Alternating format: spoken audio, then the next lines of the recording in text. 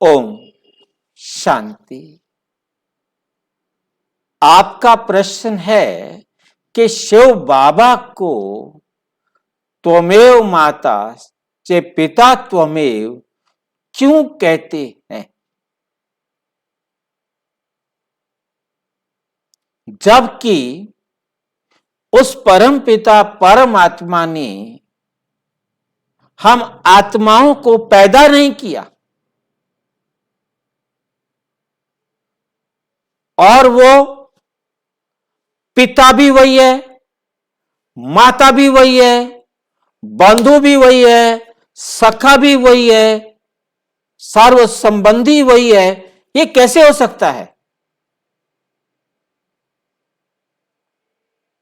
मां मां होती है, वो बाप नहीं बन सकती। बाप बाप होता है, वो मां नहीं बन सकती। भाई भाई होता है, वो कोई और रिश्ते में नहीं आ सकता। पत्नी है, वो किसी और रिश्ते में नहीं आ सकती है। पति है, कोई रिश्ते में नहीं आ सकता है। तो परमात्मा हमारा सर्व संबंधी कैसे हो सकता है?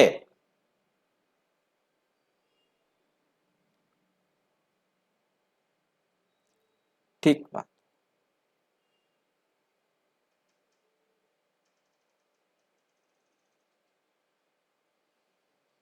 बहुत अच्छी तरह से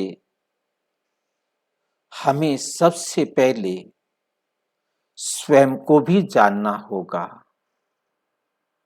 और उस परमात्मा को भी जानना होगा।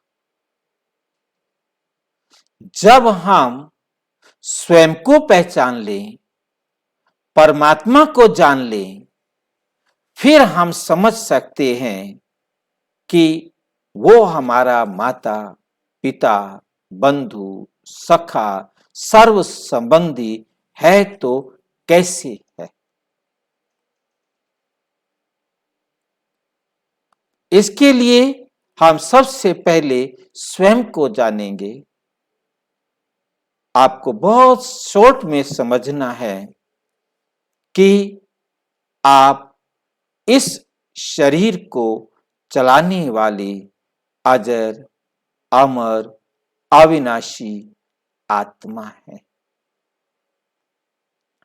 आप ये शरीर नहीं है, ये शरीर विनाशी है और आप आत्मा अजर अमर अविनाशी है। शरीर का पिता पिता कहलाएगा, वो मां नहीं बन सकता। शरीर का भाई, शरीर की पत्नी, शरीर की माता, शरीर का कोई भी संबंधी किसी और रिश्ते में नहीं आ सकता। परंतु बहुत ध्यान से समझना है, परम पिता परम आत्मा है, हम आत्माओं का पिता। आत्मा का पिता परम आत्मा, शरीर का पिता घर में। तो अब हमें सबसे पहले अच्छी तरह समझना है कि मेरा इस शरीर के साथ संबंध कैसा है। यह है शरीर बिना आत्मा के शरीर, और जब इसमें आत्मा आ जाती है तो इसे कहते हैं जीव आत्मा। इसे कहते हैं जीव आत्मा सजीव। और जब इस शरीर में से आत्मा निकल जाती है तो इसे कहते हैं बिना आत्मा के शरीर निर्जीव। बिना आत्मा के शरीर निर्जीव, आत्मा सहित शरीर सजीव, आत्मा रहित शरीर निर्जीव। तो आत्मा का इस शरीर के अंदर स्थान ब्रिकुटी हम कहते हैं, जहां तिलक लगाते हैं, परंतु वास्तव में आत्मा वहां से लगभग 2 से 3 इंच 4 इंच अंदर ये वो स्थान है आत्मा का जहां बैठकर आत्मा शरीर में जाने वाले, ये रीढ़ की हड्डी देख रहे हैं, ये है रीढ़ की हड्डी जिसके ऊपर ये खोपड़ी जो है टिकी हुई है, जिसे ब्रेन कहते हैं। ये ब्रेन रीढ़ की हड्डी पर रुका हुआ है और ब्रेन के अंदर जितने भी मैसेज आते हैं रीढ़ की हड्डी के माध्यम से, पूरी बॉडी से सभी मैसेज ब्रेन में रीढ़ की हड्डी के माध्यम से आते हैं और उन हर मैसेज को ब्रेन में एंट्री करने से पहले आत्मा यहां से रीड करती है। आत्मा को हम कोई पॉइंट नहीं दे सकते कि आत्मा ये है। आत्मा का स्थान जहां से एंट्री पॉइंट है ब्रेन में हर मैसेज के जाने का, वहां बैठकर वो एक एक मैसेज को इस प्रकार से सेट करती है जैसे कंप्यूटर में ऑपरेटर एक एक फाइल को सेट करता है। जो भी फाइल आती है उसको संजो कर रखना ये कंप्यूटर संचालक का काम होता है। तो आत्मा इस शरीर के अंदर एक ऑपरेटर की तरह है जो हर काम को करती है। ब्रेन हार्ड डिस्क है जिसमें वो सारा डाटा रखा हुआ है, परंतु उस डाटा को रखने वाली आत्मा है, उसको ऑपरेट करने वाली आत्मा है, उस पर एक्शन करने वाली आत्मा है।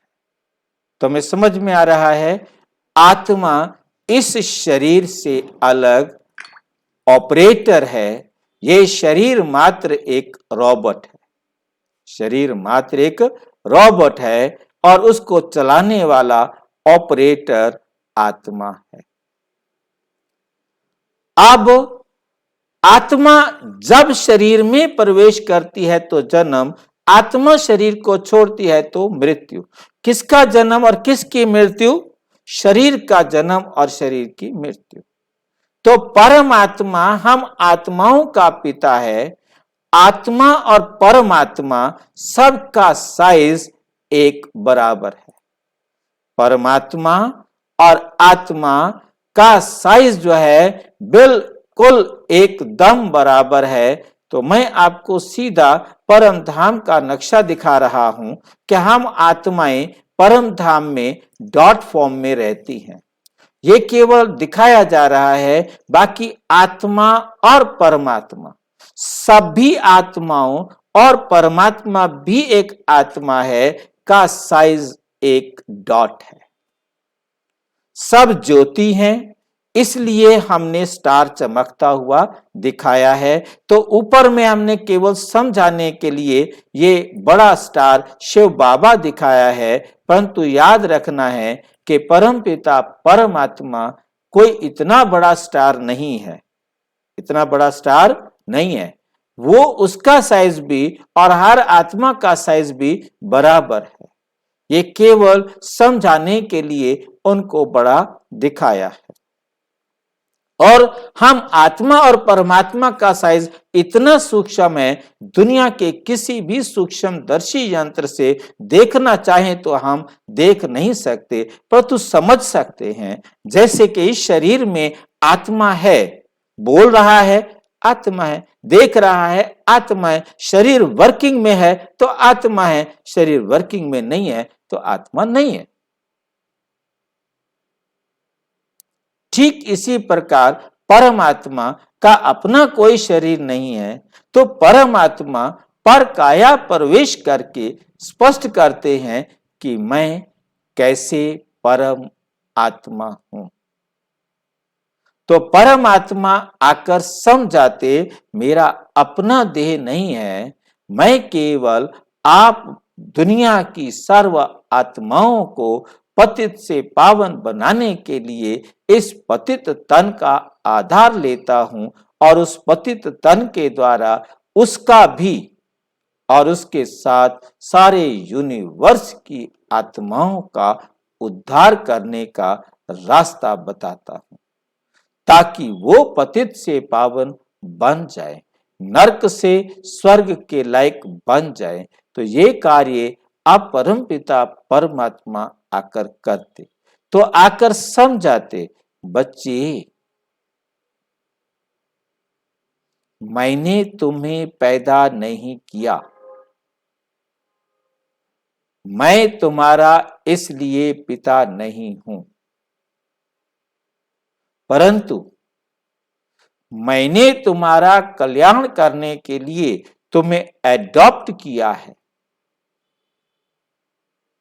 इसलिए तुम मेरे बच्चे हो। अब मैं तुम्हें आकर रोजाना ज्ञान की लोरी सुनाकर तुम्हें पावन बनाता हूं। तो परमात्मा आकर ज्ञान सुनाते हैं जिससे हम पावन बनते हैं। ज्ञान की पालना देने के कारण वो हमारी मां है, अपनी प्रॉपर्टी देने के कारण वो हमारा पिता है। परमात्मा के पास प्रॉपर्टी क्या है?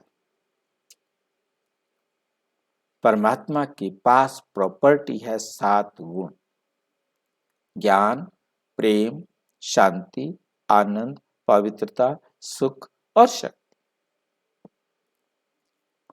ये परमात्मा हम सबको बांटते हैं। बांटते ऐसे नहीं कि ये ले लो 100 ग्राम, 200 ग्राम, 500 ग्राम। इसको प्राप्त करने की विधि सिखाते हैं